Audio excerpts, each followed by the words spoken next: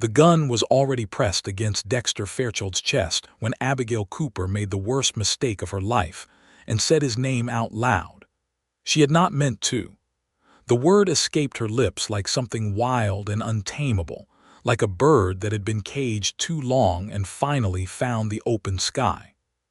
But the moment it left her mouth, every man in the saloon turned to look at her, and the man holding the gun, the man with the greasy hair and the sheriff's star pinned crooked to his vest, smiled in a way that made her stomach drop straight through the floor. "Well now," said Sheriff Roland Vance, and his voice was the texture of rotten wood.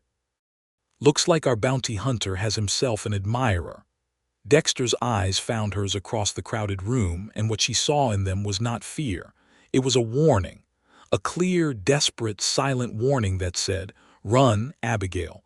Run right now and do not look back." She did not run. She stood in the doorway of the Silver Bell Saloon in Caldwell, Kansas, on a Thursday evening in the summer of 1882, with dust on her boots and a letter crumpled in her fist, and she understood in that single, crystalline moment that everything she thought she knew about the man in front of her had been a lie. Not the lie she had assumed. Not the dark lie. Not the betrayal she had been warned about. Something more complicated. Something that looked, when you tilted your head just right, almost exactly like sacrifice. She had ridden 43 miles in 2 days to tell Dexter Fairchild that she never wanted to see him again. She had ridden 43 miles in 2 days to tell him that, and now she was going to save his life instead. But to understand how Abigail Cooper ended up standing in that doorway with a crumpled letter, and a heart that felt like it had been put through a meat grinder, you had to go back to the beginning.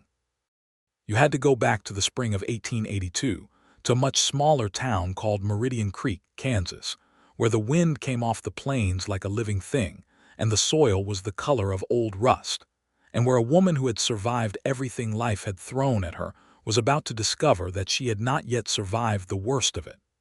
Abigail Cooper was 26 years old that spring, and she had been running her father's ranch for 2 years since the consumption took him. It was not a large ranch.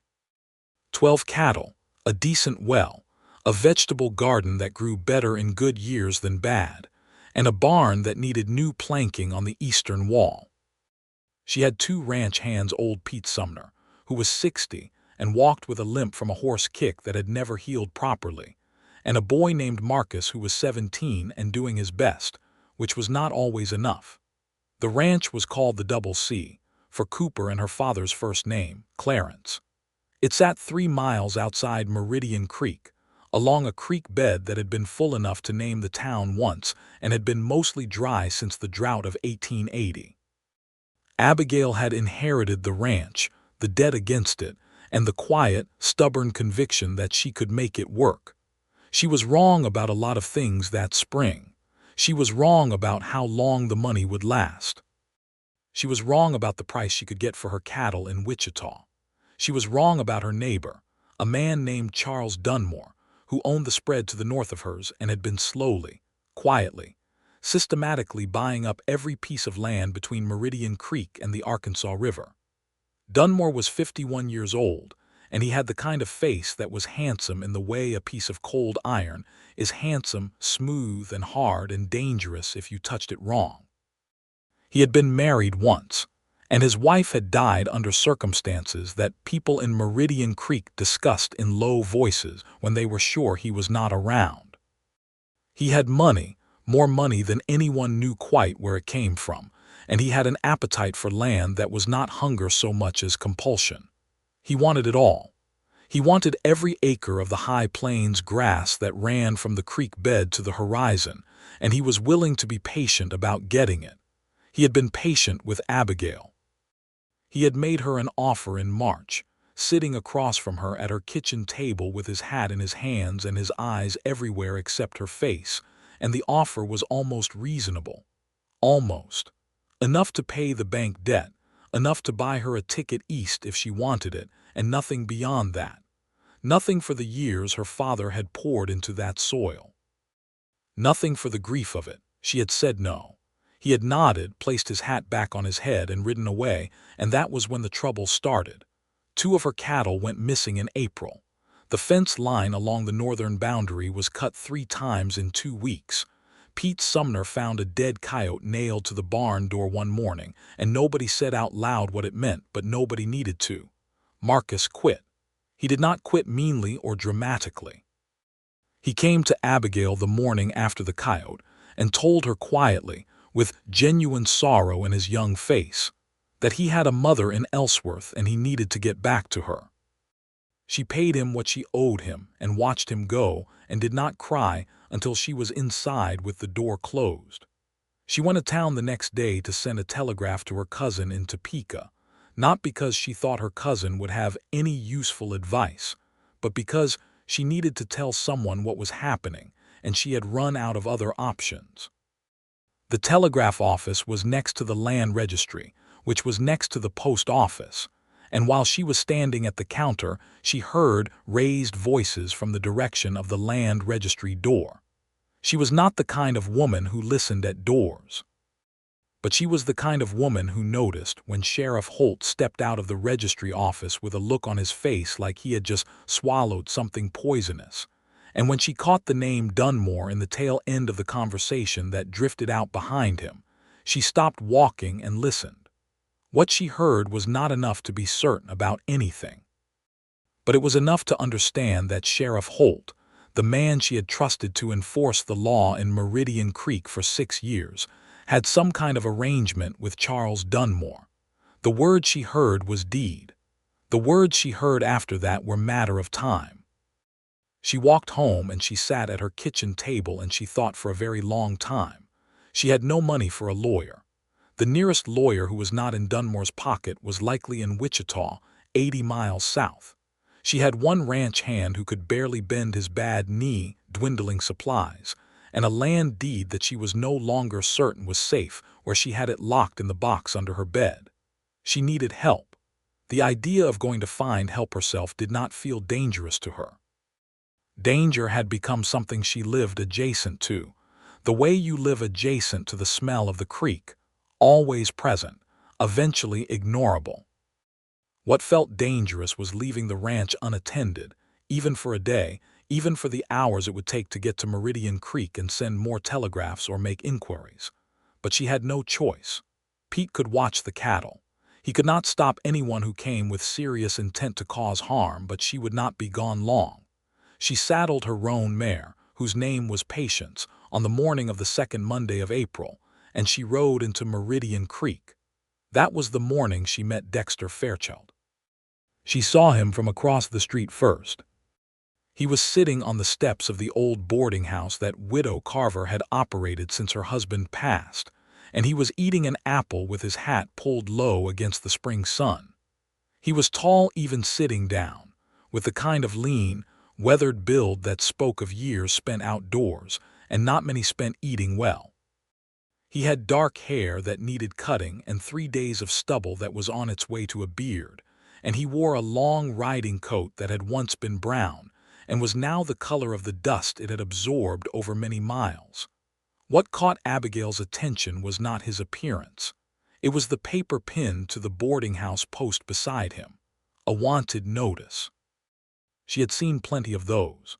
What she had not seen before was a man sitting that casually next to his own notice, reading the fine print of it like he was checking a grocery list for errors.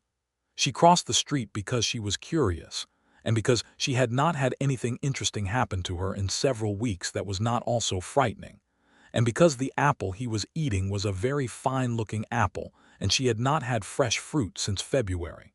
He looked up when her shadow fell across him.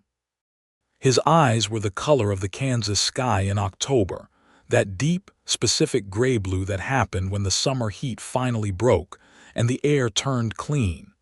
He did not look startled. He did not look defensive. He looked at her the way a man looks when he sees something he did not expect and is genuinely glad about it, and then he immediately composed his expression into something more neutral, like he had remembered that he should not be glad. "That your notice?" she asked. "It is," he said. "It says you're wanted for robbery in 3 counties. "It does. Are you?" He took another bite of the apple. The robbery part is complicated. The 3 counties part is accurate. Is there something I can help you with, miss? Or are you just interested in my legal situation? Abigail looked at him for a long moment. She had learned, in the 2 years since her father died and left her alone to manage everything, that the most important skill in the world was reading people correctly on the first meeting, because you rarely got a second chance to reassess before the damage was done. She looked at Dexter Fairchild sitting on those steps with a wanted notice pinned beside him and an apple in his hand, and what she read was this. He was not a man to be trusted with money, possibly not with most things, but he was a man who understood trouble in a very specific, practical way, and he was probably not afraid of Charles Dunmore. I might have a job for you, she said. He raised an eyebrow. What kind of job? The kind where I can pay you $2 a week in meals, and in exchange you help me make sure I don't lose my land to a man who has the local law in his pocket. Dexter looked at the wanted notice on the post. He looked back at her. You know I'm a wanted man. You know I know that. I was just reading your notice. What makes you think I'm capable of helping you? The other side of that notice says you used to work as a detective for the Pinkerton agency out of Chicago. It says you went rogue in '81. Going rogue is a dramatic way to put it. What would you call it? Principled disagreement with my employer's methods. She almost smiled. Almost. Can you shoot? Well enough. Can you track? Better than well enough. Will you take the job? He finished the apple and stood up, and she revised her estimate of his height upward. He was at least 6 feet, possibly more, and up close she could see that his riding coat was not as old as it had looked from across the street. It had been well maintained, just heavily used. There was a careful quality to him, a deliberateness that she found both reassuring and slightly unnerving. Tell me about the man you're dealing with, he said. She told him. She stood on the boardwalk in Meridian Creek and told him about Dunmore, about the dead cattle and the cut fences and the coyote on the barn door, about Sheriff Holt and the words she had overheard in the land registry office. She told him about the debt on the land and the dwindling money and the boys who had quit, and she watched his face carefully while she talked, the way she watched the sky for weather. He listened with complete attention. She had not expected that from him. She had expected him to be the kind of man who made up his mind before the information was finished arriving. Instead, he listened to every word, and when she was done, he asked 3 specific, intelligent questions about the land registry and the nature of the debt and the exact wording of what she had overheard, and she understood that she had been right about him in the way that mattered. $2 a week in meals, he said. And I'll speak on your behalf if anyone local asks about that notice. Not that my word carries much weight with Sheriff Holt these days. I'll figure out Sheriff Holt, he said, in a tone that suggested he had dealt with corrupt sheriffs before and found them manageable. When do I start? You can ride out with me now if you're ready. I just need to get my horse. His horse was a big dun gelding named Tolliver, which Abigail found out because she heard him tell the horse this was a short-term arrangement while he was saddling him in Widow Carver's small stable. And she filed this away as information about the kind of man, Dexter Fairchild, was one who talked to his horse and felt the need to manage the horse's expectations about commitment. They rode out to the Double C in the late morning, and Dexter asked questions the whole way. Practical questions about the layout of the land, and the position of the neighbors and the water situation, and the nearest town south besides Meridian Creek. He asked about Dunmore's men, how many she had seen, whether they had approached her directly or only done damage and disappeared. He asked about the deed and where she kept it, and she told him about the box under the bed, and he said nothing, but his expression said that they would need to talk about the deed. Pete Sumner came out of the barn when they rode up, took one long look at Dexter and said, "You look like trouble." "I get that a lot," Dexter said. "You bring trouble or you solve it." "Depends on the week." Pete looked at Abigail. She nodded slightly. Pete nodded back, which was as close to an endorsement as he was likely to give. They settled into a routine quickly, or something that resembled a routine.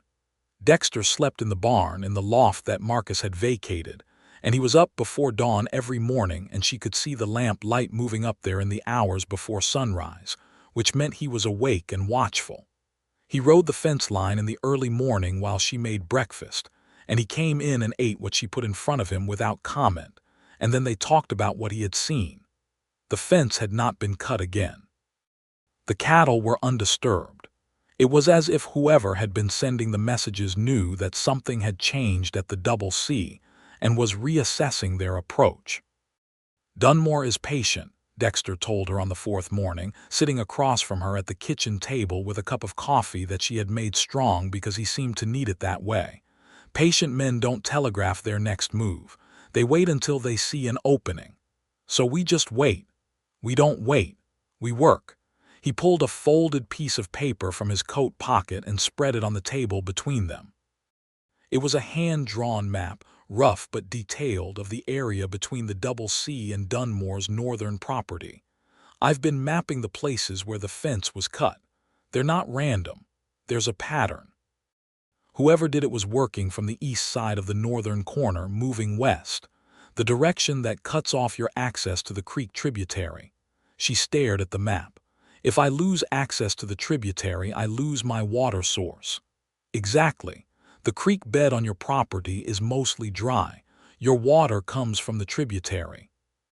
If someone were to argue a property line dispute and claim the tributary was on Dunmore's land, he could dry me out without ever doing anything that looks like theft." She felt cold. "The deed shows the boundary." "Does it? Specifically?" She went to the box under her bed and came back with the deed. She had not looked at it carefully in 2 years, partly because it had been her father's and looking at it made her miss him, and partly because she had not imagined she would ever need to defend its contents. She spread it on the table next to Dexter's map, and they bent over it together. He was close enough that she could smell the soap he used, something plain and cedar-scented, and the leather of his coat, and she was acutely aware of how long it had been since she had sat this close to anyone. She focused on the deed. The language was not as specific as it needed to be. The boundary description on the northern edge referenced a set of stones placed by the original surveyor in 1868, and those stones, if they had been moved, would make the question of where exactly the boundary ran a matter of dispute, a dispute that would need to be resolved in court. A court most likely in a county where Dunmore had influence. "The stones could have been moved," she said. "Yes. When?" "I don't know yet, but I'm going to find out." What Dexter did next was something she had not anticipated. He rode north along the fence line the following morning, and instead of stopping at her property's edge, he kept going, onto Dunmore's land. He came back 4 hours later with mud on his boots and a careful look on his face. "The stones were moved," he said, "about 6 months ago based on the moss growth pattern on the disturbed soil. The original placement is still visible if you know what to look for. There's a scraped line in the bedrock under the grass. Whoever moved them didn't account for the bedrock. That's evidence. It's the beginning of evidence. We need a surveyor to confirm it. A surveyor is expensive. A surveyor is less expensive than losing the ranch." He looked at her directly for the first time in what felt like days, though she knew it had not actually been that long. The careful distance he maintained was something she had noticed without naming it until now. He looked at her and said, "I can write to someone I know in Wichita. He's an honest man and a good surveyor, and he owes me a favor. It won't be free, but it will be fair." "Write the letter," she said. The letter went out with Pete on the next mail run to Meridian Creek. While they waited for a response, Dexter began doing something else that she watched without fully understanding at first. He started talking to people. Not in Meridian Creek, where everyone knew everyone and the information flow went both ways with reliability, but in the smaller settlements out on the plains, the scattered homesteads, the tiny stop towns along the trail routes, the places where people passed through and left pieces of news like seeds dropped from their pockets. He was gone 2 days at a time, 2 or 3 times across the first 2 weeks of May, and when he came back he was thoughtful and quiet in a way that meant he was organizing what he had learned. She did not push him. She had discovered that pushing Dexter Fairchild produced less information, not more. He would tell her what she needed to know when he had assembled it into something useful. In the meantime, she ran the ranch with Pete, and she planted the late vegetables, and she repaired the east wall of the barn with planking she had bought in March and never gotten around to using, and she thought about the man sleeping in her hayloft and tried very hard not to think too much. It was not entirely successful.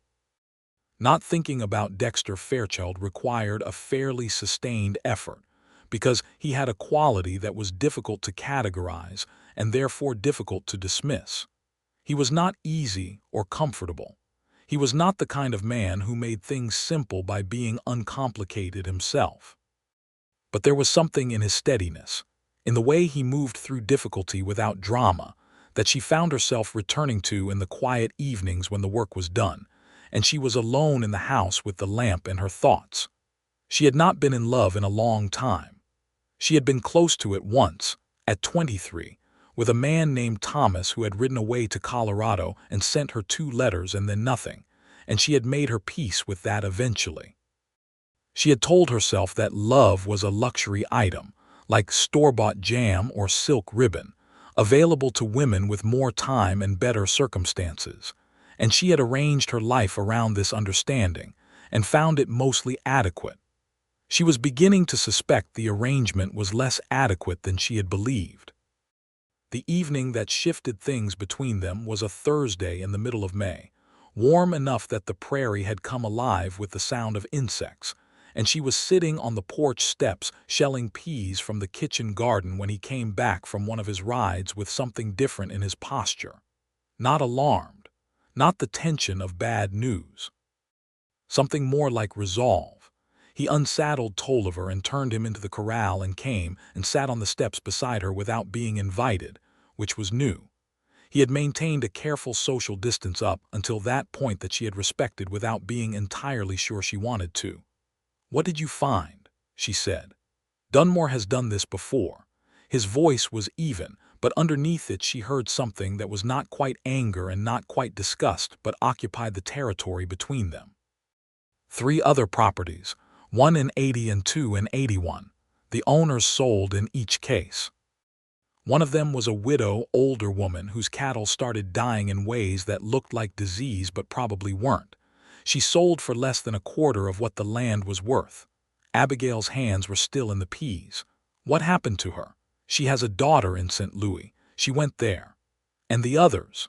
Similar stories, pressure, harassment, enough legal confusion created around the deeds that fighting it felt impossible. He has a lawyer in Hutchinson who specializes in creating that kind of confusion. She was quiet for a moment. "So I am not the first. You are not the first. But I might be the last if we can stop him." He looked at her. The evening light was the color of warm copper, and it made the planes of his face look softer than they were in daylight, and she noticed this and did not look away. "That's the idea," he said. "What's our move? The surveyor will come, probably within the next 2 weeks. When he documents the original boundary, we have evidence of deliberate fraud. That's not a local matter anymore, that's federal territory law. Dunmore can own the county sheriff. He cannot own a federal land office investigator. Can you get one of those? I know some people." She looked back at the peas. "You know a lot of people. I spent 4 years working for Pinkerton. You meet a lot of people. Some of them are useful. What made you leave?" The pause that followed was long enough that she thought he was not going to answer. Then he said there was a case, a labor dispute in Pennsylvania. The agency was hired to break the strike, and the methods, I disagreed with the methods.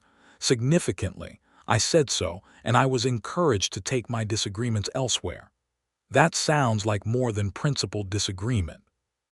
There was also a physical altercation with my supervisor that probably counted against me. She pressed her lips together to keep from smiling. And the robbery charges. I took money from an employer who had used it to pay for things I considered criminal. The courts and I have different opinions about whether that constitutes robbery. Do you think it does? No, she believed him. This surprised her less than she expected.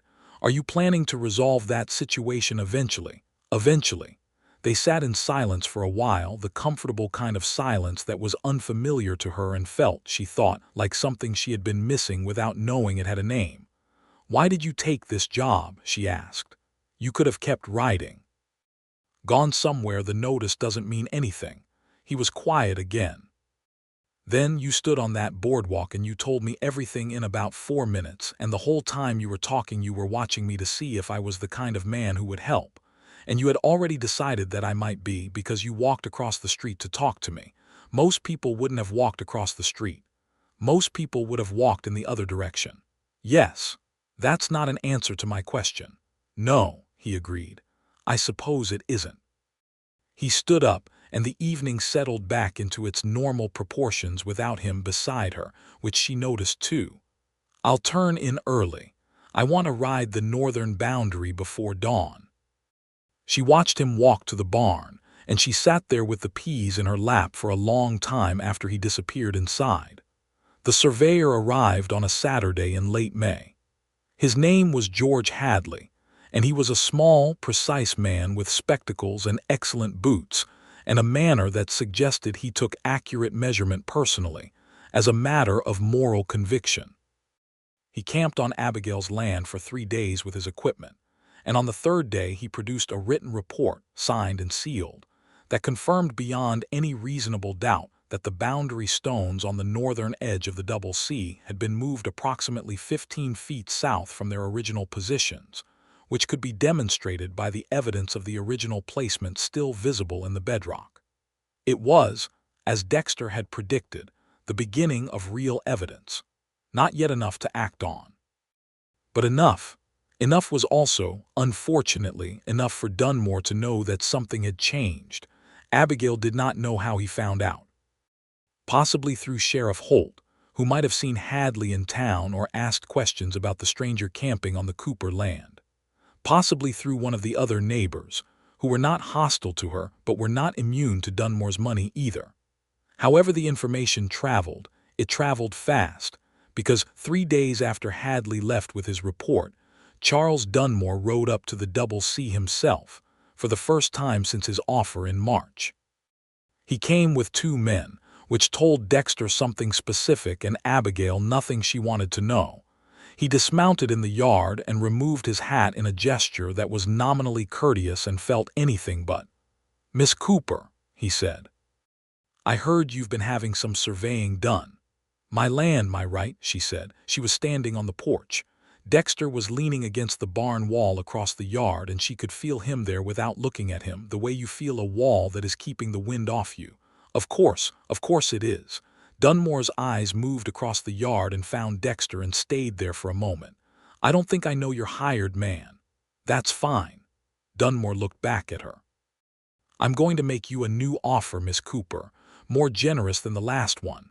I understand the land has real value to you, and I'd like us to—" "No," she said. The single word sat in the yard between them like a stone dropped in still water. Dunmore's expression did not change, but something behind his eyes did. "You haven't heard the number. It doesn't matter." His jaw tightened slightly. He replaced his hat and looked once more at Dexter, who had not moved from his position against the barn wall, and who was watching the interaction with the focused stillness of a man who was ready for several different versions of what might happen next. "Think carefully," Dunmore said to Abigail, in a tone that was advice the same way a knife is advice. Then he mounted and rode away with his 2 men, and the yard was quiet again. Pete came out of the barn. "That was Dunmore," he said. "Yes," said Abigail. "He'll come back meaner." "Yes," said Dexter. "He will." June came in warm and golden, and the Double C felt, despite everything, like a place that was alive. Abigail's garden was doing well. The cattle were healthy. The fence held. And there was something in the air of the ranch, in the way the days organized themselves around work and shared purpose, that she had not felt since before her father's illness. A sense of solidarity. Of not being entirely alone. She and Dexter talked every morning over breakfast and every evening on the porch or at the kitchen table, and the conversations had grown longer and ranged further from the practical details of the land dispute. She told him about her father, about growing up on the Double C, about the way Clarence Cooper had talked to the soil the same way Dexter talked to his horse, like it was a living thing that needed management and respect in equal measure. He listened to all of it in his thorough, attentive way. He told her less, but she was patient. She had learned that about herself in the last 2 years. She was more patient than she had believed she was. She asked careful questions and waited, and gradually the shape of Dexter Fairchild emerged, not all at once but in pieces, the way a landscape reveals itself as morning fog burns away. He had grown up in Ohio, the second of 4 children. His father had been a school teacher and his mother had died when he was 8, which had given him, she thought, the quality of self-sufficiency that sometimes reads as coldness from the outside, but is actually just a man who learned early to be his own company. He had gone west at 19 and worked every kind of work there was to work, and the Pinkerton years had given him skills and connections, and eventually a problem of conscience that had sent him further west still, into the dust and open space where a man could outrun the noise of his own bad choices, at least temporarily. He said, one evening in the second week of June, "I don't usually stay anywhere this long." She was mending a harness by lamplight and she kept her eyes on the stitching. "Are you thinking of leaving?" "No," she looked up. He was looking at her with an expression she had not seen on him before, something unguarded and a little raw, as if the word had escaped him the same way her saying his name in the Silver Bell would escape her later, involuntary and more honest than intended. "Okay," she said, and looked back at the stitching, and felt something warm and uncomfortable settle in her chest and stay there. They were not the kind of people who moved quickly. She understood this about both of them. The way caution had been installed in them by different histories, but to similar effect. What they had was built in quiet increments, in mornings over strong coffee and evenings on the porch, in the particular quality of attention they gave each other that was different from the attention either of them gave anyone else. There was an afternoon in mid-June when a thunderstorm came off the plains in the early afternoon with very little warning, the way Kansas storms do, and they ran together from the garden to the porch and stood side by side as the rain came down in silver sheets across the land. The thunder was directly overhead, enormous and close, and she stepped back instinctively and her shoulder pressed against his arm and neither of them moved away. They stood like that for the duration of the storm, close enough that she could feel the warmth of him through the thin cotton of her work dress, and when the rain stopped and the light came back, long and golden and washed clean, she turned her head and found him looking at her with that careful, deliberate gaze of his, and she understood that something had crossed a line somewhere while they were standing still. "Dexter," she said. "Yes," he said.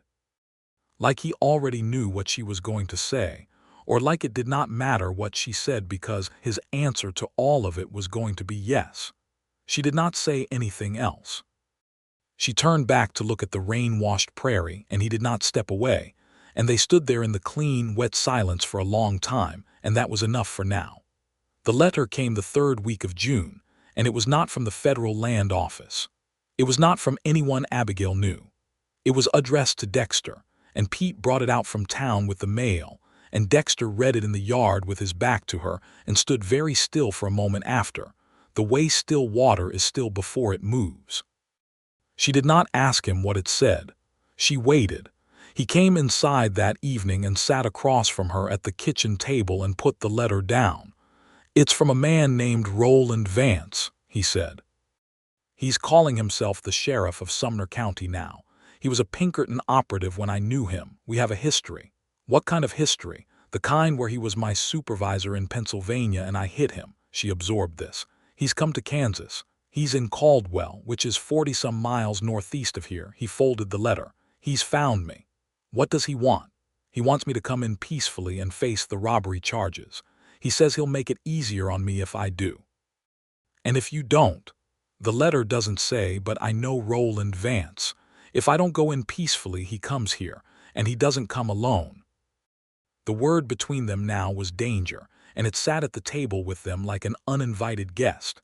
She looked at him across the table and thought about all the things she did not want to lose, and how recently she had started thinking about this specific person as something she did not want to lose.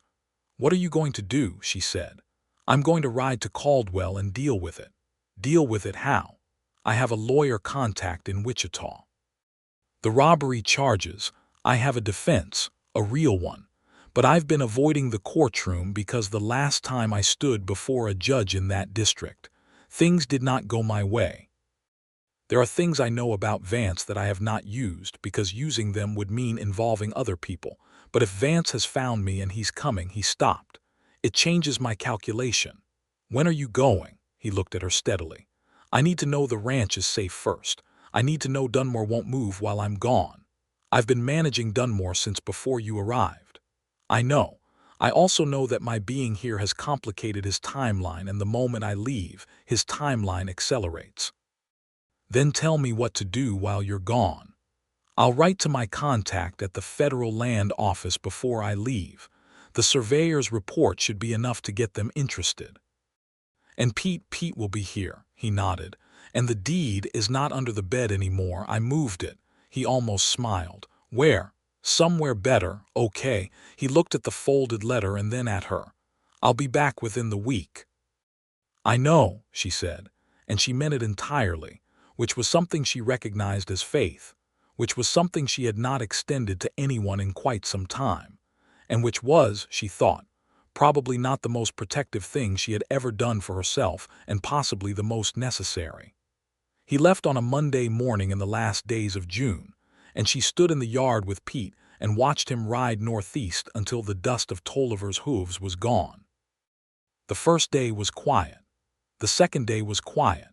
On the third day, Charles Dunmore's lawyer appeared in Meridian Creek and filed a boundary dispute claim with Sheriff Holt, asserting that the northern edge of the Double C extended 15 feet further south than the current deed stated, and asking the court to uphold the repositioned stones as the official boundary. It was, the lawyer argued, a matter of correcting an error made during the original survey of 1868. Pete came to her with the news in the afternoon, having gotten it from the livery man in town who had seen the filing, and Abigail sat at her kitchen table and breathed carefully and thought about what Dexter had told her. The Federal Land Office letter. She needed to send it immediately. The surveyor's report, copies of the deed, everything.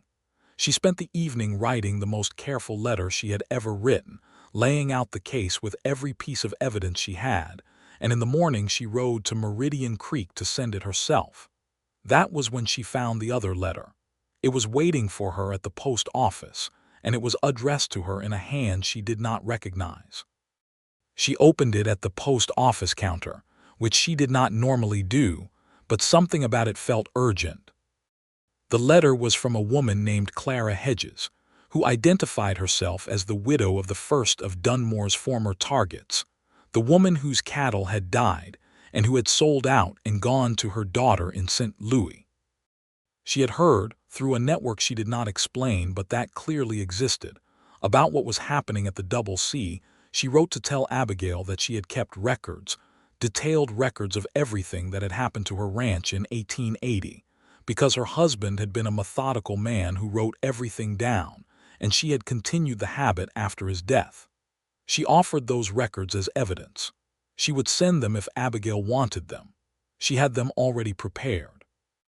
Abigail wrote back standing at the post office counter and paid extra to have her reply sent fast. Then she sent her letter to the Federal Land Office and rode home and felt something shifting in the whole structure of the thing, the way a building settles when the foundation is finally secure. On the fourth night after Dexter had left, she dreamed about him. She did not remember the dream clearly in the morning, only that it had been warm and spoken in the kind of quiet that happens when two people are comfortable enough together to stop filling silence, and that she had woken up with a sense of absence that was specific and named and told her, more clearly than anything she had said to herself while awake, that she was in a significant amount of trouble in the way that had nothing to do with Charles Dunmore. On the fifth day, she got a letter from Dexter. It was short because he was clearly not a man who wrote long letters, but it was precise in the way he was precise about everything. "Vance is here and he's not acting alone," he wrote. "He has backing I didn't expect. I need another 2 days. The ranch should be safe. Do not ride to Caldwell under any circumstances." She read the letter twice. She read the phrase, "do not ride to Caldwell under any circumstances," twice more, and noted with the particular clarity that comes from knowing yourself honestly that this instruction was very likely to be the one she did not follow. She did not make the decision immediately. She spent the rest of the 5th day doing the work, feeding the cattle, checking the fence, making Pete's supper, and thinking about what backing I didn't expect meant in the context of a former Pinkerton operative who had specifically come to Kansas to find a man who had embarrassed him. On the 6th day, no further letter came. She waited until noon and then she saddled Patience. "Where are you going?" Pete asked. "Caldwell," she said. Pete looked at her with his bad knee and his 60 years and said nothing for a moment. Then he said, "You want me to come?" "No, I need you here, and I need you to get word to the land office if I'm not back in 3 days. You're not going to just stay here and let him handle it." "I don't know what he's handling, that's the problem." Pete shook his head slowly. "You're falling for that man." She tightened the cinch on Patience's saddle. "I am going to make sure I haven't made a mistake trusting him." "That's the same thing," Pete said. She rode northeast through the heat of a Kansas afternoon, and she camped one night under a sky that was so full of stars it felt like a personal communication from something larger than herself. And in the morning she rode the remaining distance to Caldwell, which was a stop town on the Kishom Trail with more saloons than churches, and a reputation for energetic disorder that was well earned. She found the Silver Bell Saloon because it was the largest building on the main street, and because the name was painted on the outside in letters that a person could read from 50 yards, and she pushed through the doors without stopping to plan what she was going to say, which was how she ended up standing in the doorway with the crumpled letter in her fist and calling Dexter's name before she understood what she was walking into. The gun against Dexter's chest was held by Roland Vance, who was everything his letter had implied: heavy and deliberate, with the sort of authority that had been carefully constructed from borrowed pieces rather than grown from anything real. He wore the sheriff's star like he had put it on that morning specifically for this occasion. "Well now," Vance said, looking at her with the particular contempt of a man who thinks a woman in a saloon is either naive or worse. "Looks like our bounty hunter has himself an admirer." Dexter's eyes found hers and sent the message she had already read and already decided to ignore. She looked at Vance. She looked at the 2 men flanking him, both armed, both with the professional stillness of men who had done this kind of work before. She looked at the other occupants of the saloon, 6 or 7 men, none of whom appeared to be on anyone's side but their own, which in a place like the Silver Bell was approximately the same as neutral. "Sheriff Vance," she said. She had not known his name 10 seconds ago. She had found it in Dexter's letter, which she had read in her pocket on the ride-in 3 times. "I believe you have some information about a federal land fraud investigation in Sumner County." The room was very quiet. Vance looked at her with something that flickered across his face: surprise, irritation, calculation. "I don't know what you're talking about, miss." "My name is Abigail Cooper," she said. "I am the owner of the Double C Ranch in the vicinity of Meridian Creek, and I have filed a complaint with the Federal Land Office regarding Charles Dunmore, who has, over the past 2 years, committed deliberate fraud against multiple property owners in Sumner and surrounding counties." She was walking forward while she said this slowly, the way you move toward a fire that you need to get past. "I also have documentation suggesting that Dunmore's methods involved the cooperation of local law enforcement in Meridian Creek. I would hate for anyone to make assumptions about whether a sheriff of Caldwell might be involved in something similar." Vance stared at her. The gun had not moved from Dexter's chest, but Dexter, she noticed, had shifted his weight slightly, the kind of small adjustment that meant he was ready for whatever she was building toward. "That's a serious allegation," Vance said. "Yes, it is. And it's going to be a serious federal case with serious federal investigators who will be looking very carefully at the activities of every law officer in the area. She stopped about 10 feet from Vance and met his eyes directly. Or it can be a local matter, resolved quietly, and no one from the federal office needs to hear about Roland Vance's business associations in Caldwell. It was a bluff. She did not know anything about Vance's business in Caldwell. She was betting that he had something to hide because, in her experience, men who attached themselves to corrupt enterprises usually ran more than one. The bet held. Vance lowered the gun. Not immediately, not gracefully, with the reluctant movement of a man who was calculating odds and finding them unfavorable. He stepped back. "Mr. Fairchild is free to go," he said, in the voice of a man who was not done with this conversation but was deferring it, "for now." "And the charges?" Dexter said. "That's between you and the circuit court, not my jurisdiction." It was not a resolution. It was a pause, but a pause was enough. Dexter walked across the saloon floor toward her with a controlled, careful movement that she recognized as him managing his own reaction, filing away the impulse to something that he would address later when they were not in a room full of people. He stopped in front of her and looked at her for a moment that lasted longer than it strictly needed to, and then he put his hand on her arm just above the elbow, the first time he had ever touched her, and steered her toward the door. They walked out into the Caldwell sunlight. She expected him to be angry. He was not angry.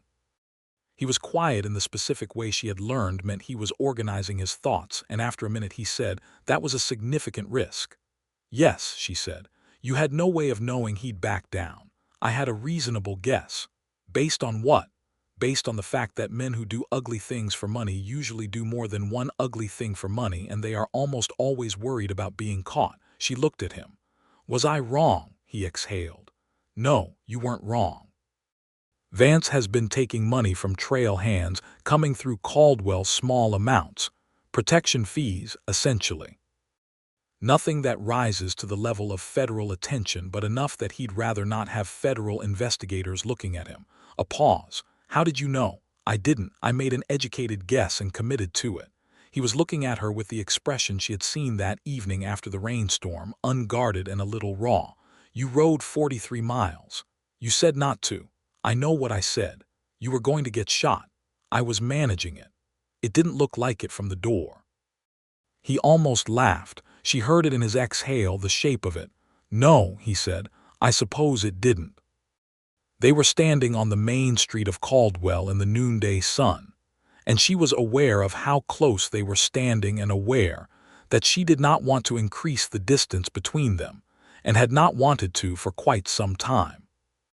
He was looking at her with a steady, clear, entirely unambiguous directness that said everything he had not yet said, and she thought about the evening on the porch with the thunderstorm and the morning conversations over coffee and the particular quality of his attention, which was the most consistent thing she had been given in the last 2 years, more reliable than the weather, more reliable than the fence. "Dexter," she said. "Yes," he said. Same as before. Like his answer was always going to be yes. She stepped forward and put her hands against his chest, and he brought his arms around her in one careful, deliberate movement, and she pressed her face against his neck and felt him breathe. And they stood on the main street of Caldwell, Kansas, in the summer of 1882, holding on, while the dust of the trail blew past them and the saloon behind them continued its afternoon business, and the sky above was the wide, indifferent blue of the frontier. He pressed his lips to the top of her head and said her name against her hair, and she felt it as much as heard it. "I'm sorry," he said. "I should have told you about Vance sooner." "Yes, you should have. I didn't want to." He stopped. "You didn't want me to worry. I didn't want you to ride 43 miles into danger." She pulled back enough to look up at him. "If you are going to be in my life, you need to tell me the truth, all of it, even the parts that are frightening." He looked at her with that October sky gaze. "If I am going to be in your life." "Yes." "Is that what we're deciding?" "I think we decided it a while ago," she said. "We're just saying it out loud now." He cupped her face in both hands and she let him. And when he kissed her, it was with the same deliberate, thorough attention he gave everything, and it tasted like a decision and a promise and possibly several weeks of accumulated restraint, and it was the best kiss of her life, which was not a high bar historically, but which she suspected would have been the best of her life, even if the bar had been considerably higher. When they separated, a man coming out of the general store across the street tipped his hat at them, which she found deeply, unreasonably funny, and Dexter saw her almost smile, and produced the full version of the almost laugh she had been hearing fragments of for months, and it turned out his laugh was as deliberate and warm and specific as everything else about him, and she filed it away carefully. They stayed in Caldwell that night because Patience had a stone bruise on her right forefoot that needed resting, and because both of them needed sleep, and because Vance had retreated, but retreat was not the same as gone. Dexter arranged 2 rooms at the Caldwell Hotel, which was a more substantial building than Widow Carver's boarding house in Meridian Creek, and they ate supper in the small dining room off the lobby. Over supper he told her what had happened with Vance in detail: the arrival, the attempt to use the robbery charges as leverage, the backing Vance had that Dexter had not expected, which turned out to be Dunmore's Hutchinson lawyer, who had apparently made contact with Vance when Dexter's presence at the Double C was reported through the same network Dunmore used for everything. Dunmore wanted Dexter removed before the federal land complaint could gain momentum. It was, as land schemes went, reasonably sophisticated. Dunmore knows about the federal complaint, she said. He probably does now. What does that mean for us? It means we need to move faster than he does. He was looking at the supper table rather than at her, in the way he had when he was working through a problem. The surveyor's report, the documents from the widow in St. Louis. I got a letter from her, she said, and told him about Clara Hedges and the records she had offered. His expression shifted into something she identified as relief. That's significant. 3 properties, coordinated fraud, documented pattern, that's enough for the federal land office to move, not just investigate. We need those records immediately. I already wrote back to her. He looked up at her. You wrote back while you were preparing to ride to Caldwell. I can do 2 things. He shook his head slowly, not in disapproval, in something that looked more like wonder. Abigail. What? You are the most capable person I have met in my entire life. She looked at her supper plate to avoid looking too pleased about this. You've been a Pinkerton detective. You've met a lot of people. That's why I know. They sat with that for a moment, the warmth of it, the particular warmth that comes from being seen clearly by someone whose opinion you have been quietly valuing for long enough that the valuation has become essential. Your robbery charges, she said. You said you have a defense. I do. There were records of what the employer was doing. It was a mine owner in eastern Ohio, using company funds to hire men who threatened and in some cases harmed striking workers. I documented it. The records exist. I've just never presented them because presenting them would have meant involving Vance, who knew about the operation and helped cover it, and involving Vance means putting yourself in his path, which I've now done anyway, so there's no reason not to use the records. He was quiet for a moment. No, there isn't. Then write to your lawyer in Wichita tonight. I have paper in my bag. He did write the letter that night. He also wrote 2 other letters, one to a contact at the federal land office in Topeka, and one to a former colleague from his Pinkerton years who he described only as someone who owed him several favors, and who had extensive knowledge of Roland Vance's professional and personal history. She did not ask for more detail. She trusted that he knew what he was doing. They rode back to the Double C the next morning, with Patience walking carefully on her stone-bruised foot, and the ride took longer than the journey out had because of Patience's pace, and because neither of them was in a hurry. There was something altered between them that made the ordinary landscape of the Kansas plains feel different, not more beautiful exactly, but more present, more specific, each detail more worth noting than it had been before. He rode beside her rather than ahead of her, which was new. He had always positioned himself ahead or slightly to the side on the way into potential trouble, the protective positioning of someone who expects a threat and wants to be between it and the person he is protecting. Now he rode beside her, and she understood this as a statement of something that mattered to her more than she had expected. He told her more on that ride back, the pieces he had been holding in reserve. His father's house in Ohio, a white frame house with a garden his mother had planted that nobody tended after she died, and that grew wild and then grew gone. His 3 siblings, 2 brothers and a sister, the sister married now in Cincinnati. The specific case in Pennsylvania, the name of the mine and the name of the owner, and the name of the man who had died in the confrontation that Vance had helped cover up. It was not a confession of guilt, because the guilt was not his to confess. It was something closer to a trust.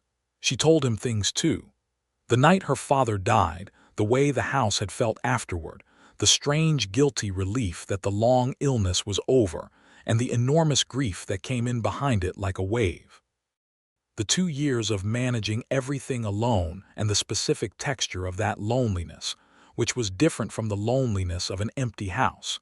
It was the loneliness of not having anyone to tell things to, the things that were too small to be worth writing in a letter and too important to go unacknowledged. "The fence got cut for the first time on a Tuesday," she said. "And I fixed it myself, and I didn't tell anyone because there was no one to tell, and I went back inside and made supper for one and thought, well, that happened. And it just felt too quiet," he said. "Yes, I know that," he said simply, and she believed that he did. They reached the Double C in the early afternoon. Pete came out of the barn and looked at both of them and nodded once, the way Pete nodded when something he had predicted had come to pass. "Dunmore's man came by yesterday," Pete said. "Not Dunmore himself. One of his riders just rode past on the road, slow, looking at the property.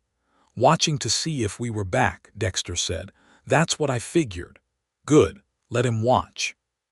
The next weeks were the most consequential weeks Abigail could remember, measured not in drama, but in the steady accumulation of change.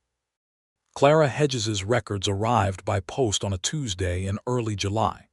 A thick package of meticulous documentation covering every incident of 1880, dated and signed and cross-referenced in the manner of a woman who had understood, even in the middle of grief, that these papers might matter someday. Abigail spread them on the kitchen table, and she and Dexter spent an evening going through them, and what they built from Clara's records and their own surveyor's report, and the deed history was something that looked, assembled, like an unanswerable case. The Federal Land Office investigator arrived the week after. His name was Calvin Marsh, and he was a deliberate, unhurried man from Topeka with a federal badge and the dry, analytical manner of someone who had spent years sorting real complaints from invented ones and knew the difference on sight. He came to the Double C first and sat at the kitchen table and read everything they gave him without comment for 2 hours, and then he said, "This is substantial." "Yes," said Abigail. "We'll need to move carefully." "If Dunmore knows we're looking at him, he knows," Dexter said. "He's known something was coming since May. His Hutchinson lawyer will have been managing his exposure." Marsh looked at Dexter with a measuring gaze. "You're the Pinkerton man." "Former. Right. Vance and Caldwell, are you planning to deal with him separately?" "My lawyer is handling it from Wichita." Marsh nodded. "Good. Keep it separate. I'm here for Dunmore." What followed in the next 10 days was the kind of methodical federal process that was not dramatic but was, in its own way, satisfying, the satisfaction of watching a legal machine engage with something that needed engaging with. Marsh went to Meridian Creek and interviewed the land registry clerk, who turned out, under federal questioning, to have less loyalty to Dunmore than anyone had assumed. The clerk's records showed the sequence of boundary adjustments going back further than the moved stones.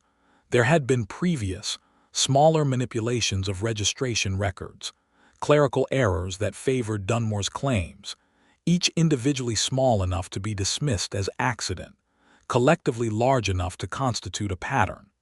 Sheriff Holt, interviewed second, developed a sudden interest in cooperation that he had not previously displayed in any direction. He was not a bad man, Abigail thought. He was a weak one, which was sometimes worse, because weakness in an authority position was easily exploited. He admitted to the arrangement with Dunmore's lawyer in the land registry office. He admitted to facilitating the filing that had tried to move the boundary against the Double C the day Dunmore was formally served with a federal notice of investigation. Abigail was in her garden. Pete came to find her because she had not gone to town that day and he had. He stood at the edge of the garden and said, "It happened." And she straightened up from between the bean rows and held a handful of weeds and felt something she had not felt in a very long time, which was the specific relief of being right. Dexter found her there later, when the afternoon was long and golden and the heat had softened, and he came and stood at the edge of the garden and looked at her with the particular look she had come to understand meant he was glad about something and did not quite know how to say it. "Marsh thinks the case will be referred to the circuit court in Wichita by fall," he said. "He's confident about the outcome." "What happens to Dunmore's land claims in the meantime?" "Frozen, pending the investigation. He can't sell or transfer any of the disputed properties." She sat down on the ground between the bean rows, which she did sometimes when she was tired and the ground was dry enough, and looked up at the sky. It was enormous and blue and specific. Dexter sat down across from her, which meant they were sitting in the garden in the dirt like children, which was ridiculous and entirely comfortable. "What about your situation?" she said. "The robbery charges. My lawyer presented the documentation to the Wichita Circuit Judge last week. The employer corroborated, which I did not expect. He died last year, and his son inherited the business, and apparently inherited none of his father's scruples, or none of his father's willingness to hide them. The son gave a full account of the company's activities in '80. His voice was even. The charges are being reviewed. My lawyer thinks they'll be dropped. It may take a few months. And Vance's activities in Caldwell are being looked at by the county sheriff's office in Sumner County. Not by me, and not at my instigation. Apparently Marsh's presence in the area prompted other things to surface." She nodded. She looked at the beans and the dirt and the sky and the man sitting across from her in the garden and thought, "This is my life." And it felt, for the first time in 2 years, like that was enough. "What are you going to do," she said, "when this is all resolved?" He was quiet for a moment. "That depends." "On what?" He met her eyes with the directness she had grown so familiar with that the absence of it would feel like a physical lack. "On whether you want me to stay." The word yes was already in her chest waiting, but she took a moment with it anyway because she was not a woman who rushed anything, and because yes in this context was a significant word that deserved the weight of a moment. "I want you to stay," she said. He picked up a clod of dirt and turned it in his hands, looking at it. "I have not been a particularly settled person. I know. The ranch is work. It's a lot of work. I know. I'd want to do it right. I'd want to—" He stopped, started again. "Abigail, I'm asking you to understand that I am not a man who says things he doesn't mean. So when I say I want to stay, I mean I want to stay." She looked at him across the bean rows with the summer light between them and the dirt under her hands and the enormous Kansas sky overhead. "I know you don't say things you don't mean," she said. "That's one of the reasons I want you to." He stood up and reached down, and she took his hand and he pulled her to her feet. And they stood among the beans, and she looked up at him and he looked down at her. And he kissed her again, more slowly than the first time, which had been a resolution. And this one was something else, a beginning. Summer turned toward fall in the particular way it does on the Kansas plains. Not gradually, but in shifts. The heat breaking over 2 or 3 days in September, and then the air turning clean and cold, and the grass going tawny, and the sky doing that specific October thing that Abigail always thought of now as the color of Dexter's eyes. The legal proceedings moved forward on both fronts. Charles Dunmore was formally charged in September in Wichita, and the federal case against him was, by the time it was assembled, considerably larger than even Marsh had initially expected. Clara Hedges's records, combined with testimony from the registry clerk and Sheriff Holt, and several other property owners who had come forward once the investigation became known, built a portrait of systematic fraud that covered 5 years and 7 properties. The circuit court found against Dunmore on all major counts in October, and the properties in dispute were ordered returned to their legitimate owners. Clara Hedges, contacted by Abigail's letter, received a formal finding in her favor regarding her late husband's property, though she had long since resettled, and the land would need to be sold to a new buyer.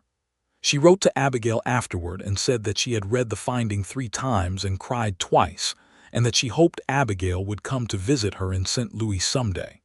Sheriff Holt resigned. The land registry clerk was replaced. Roland Vance, under investigation by the county sheriff's office in Sumner County, did not wait for the outcome. He left Caldwell in the first week of October in circumstances that the Caldwell newspaper described diplomatically as departing to pursue opportunities elsewhere. And the charges against Dexter Fairchild were formally dropped in the second week of October, the judge noting in his ruling that the original charges had been brought under circumstances that were themselves under investigation. Dexter read the ruling at the kitchen table in the Double C and put it down and sat quietly for a long moment. "It's over," she said. "It's over," he agreed. "How does that feel?" He thought about it with the care he gave everything. "Like putting down something heavy," he said. "Something you carried so long you forgot it wasn't part of you." She put her hand over his on the table, and he turned his hand over and held hers, and that was that. He proposed to her in November, standing in the barn with Tolliver watching from his stall with what Abigail felt was a very expressive kind of attention for a horse, and the proposal was not elaborate. He said, "Abigail, I would like to marry you if you'll have me." And she said, "I will have you, Dexter." And that was the whole of it, and it was entirely sufficient.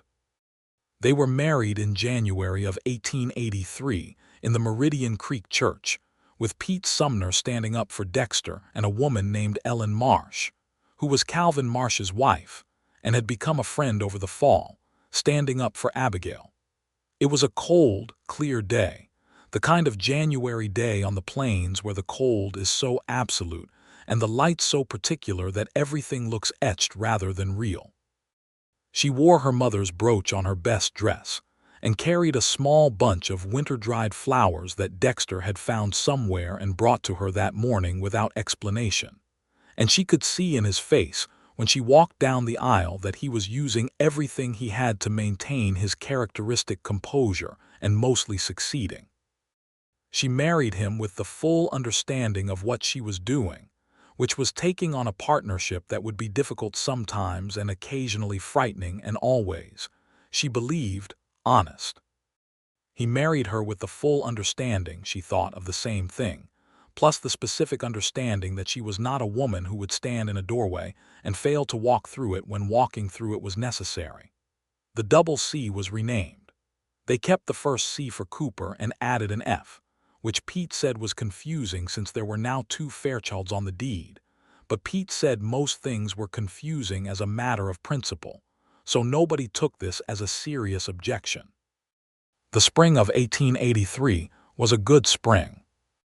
The late rains came at the right time, and the garden was exceptional, and 2 of the cattle produced healthy calves, and Dexter turned out to be genuinely useful in ways she had anticipated, and in several she had not, including a competence with carpentry that meant the east wall of the barn, which she had repaired with planking the previous spring, was now properly rebuilt rather than just patched, and also an ability to negotiate supply prices in Meridian Creek that resulted in their paying considerably less for wire fencing than they had the previous year, which Dexter attributed to knowing which conversations to have and when.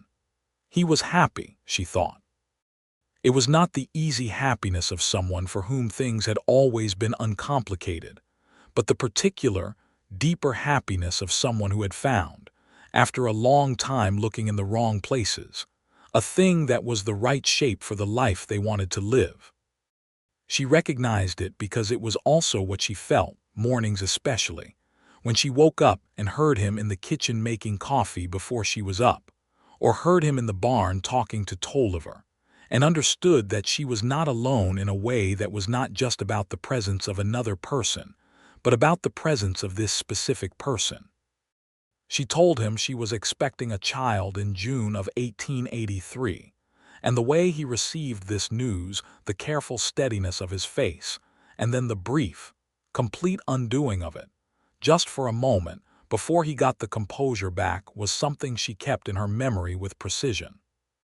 Their son was born in February of 1884, a fine February morning after a long night that Pete commemorated by making an extraordinary quantity of coffee and wearing a path in the yard between the house and the barn. They named him Clarence Dexter Fairchild, for her father, and for his own father, and for the two of them, which seemed to be the right balance.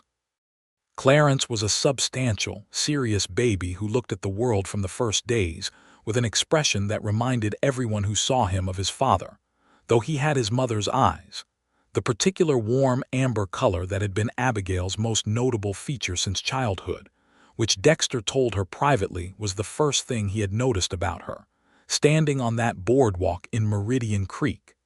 She had been skeptical of this, because he had not seemed to notice much at all that morning.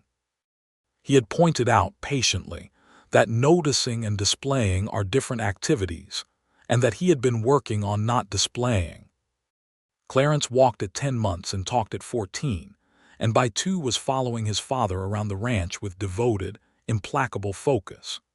Dexter bore this with the composure that characterized his approach to everything, and only Abigail saw the expression on his face when he thought no one was watching, the expression of a man who had not expected this particular gift and was not yet accustomed to receiving it.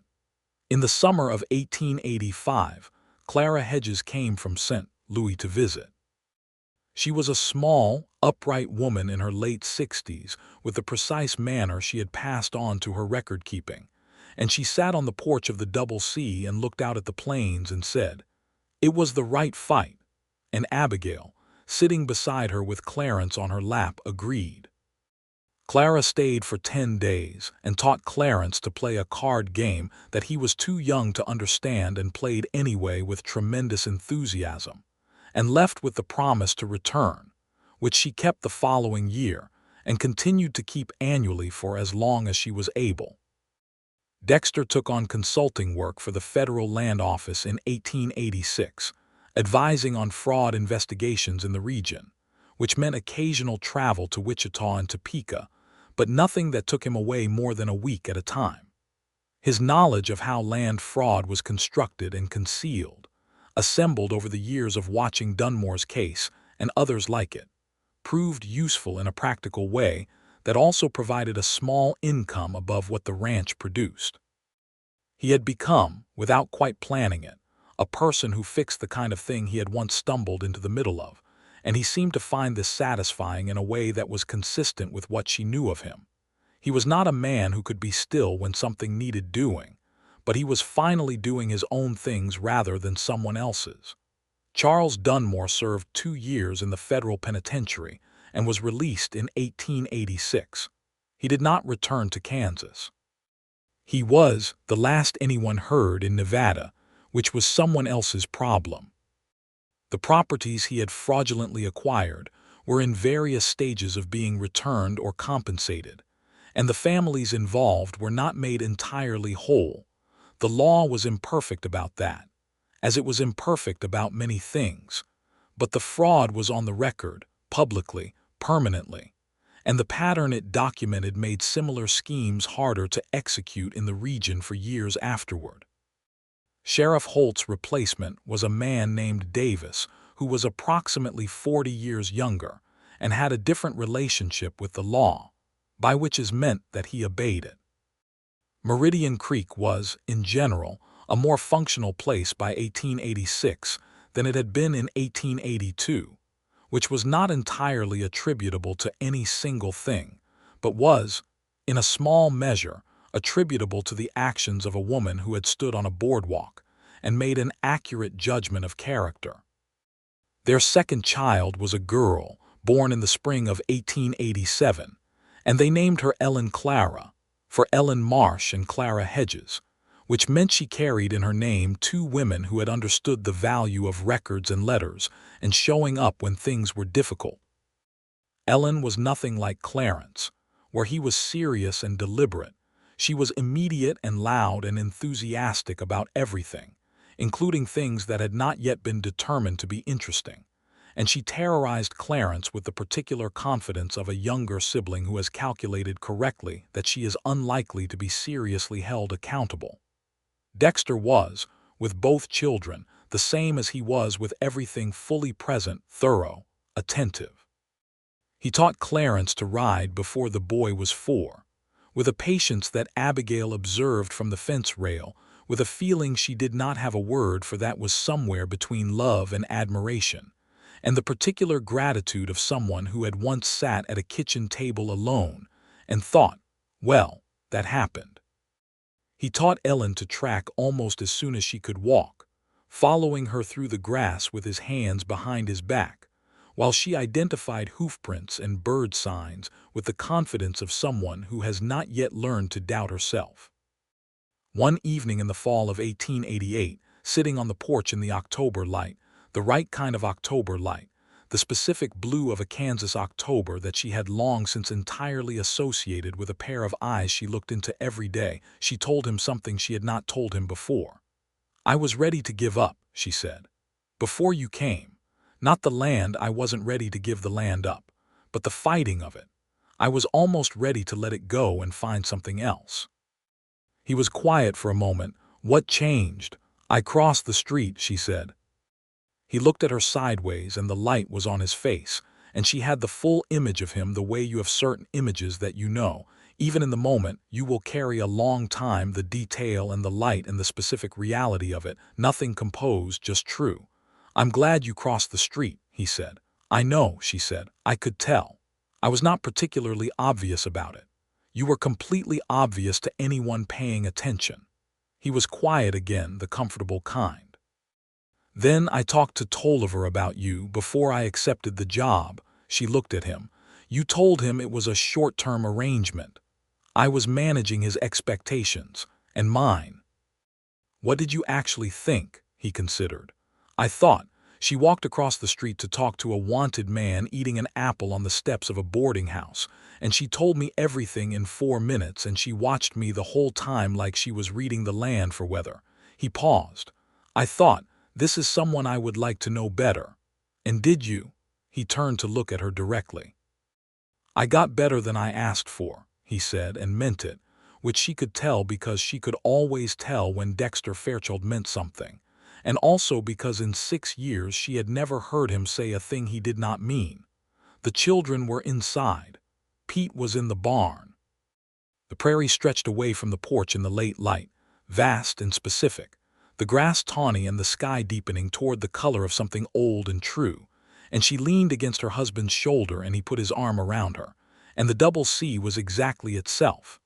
The 12 cattle grown to 23 now, the garden that did better in good years than bad, the barn with its properly rebuilt east wall and its loft where a man had once slept and told his horse they weren't staying long. They stayed. Of course they stayed. The land was worth staying for, and the work was worth staying for, and the life that had assembled itself from the pieces of two people who had both learned to travel light, and then discovered, separately and then together, that traveling light was a provisional arrangement and not a permanent condition. In the years that followed, the double C continued to grow. A third child, another boy, arrived in 1890 and was named Thomas for no reason that either of his parents explained to anyone except each other. Thomas was red-haired, which came from somewhere in Abigail's family history that she had never properly mapped, and he was from the first weeks a specific kind of person, curious, independent, and given to sitting very still and listening before he made any kind of response, which his father recognized immediately, and his mother found both familiar and deeply amusing. Dexter's robbery charges, long since dropped, ceased to be any kind of concern. The wanted notice that had once been pinned to the boarding house post in Meridian Creek was, by 1889, entirely beside the point. The man it described was not quite the man who now rode the fence line at the Double C before dawn and came in for strong coffee and sat at the kitchen table and talked over the day's work with his wife and the life they had built. He was that man recognizably, but he was also something else, something settled, something that had found the right soil. Pete Sumner retired in 1890 at the age of 70 to a small house in Meridian Creek that Abigail and Dexter helped him acquire, and they hired 2 new ranch hands, young men from neighboring homesteads who learned the work quickly and were decent about it. Pete came to supper on Sundays until his bad knee made the ride out from town impractical, and then they began riding in to see him instead, which he pretended to find presumptuous, and which the children adored because Pete had stories that went back to a Kansas that was mostly gone now, the wilder version, and he told them with an honesty that was instructive and a flourish that was entertaining. And Abigail thought that if her children grew up knowing something about what this land had been before it was what it was, that was not a bad thing to know. The last day of October, 1892, was a Saturday, and Abigail stood on the porch of the Double C and watched her 3 children in the yard in the afternoon light. Clarence at 8 was serious and tall, already useful in ways that went beyond what she asked of him. Ellen at 5 was a force of nature that moved through the world with the confidence of someone who has never had a good reason to doubt herself.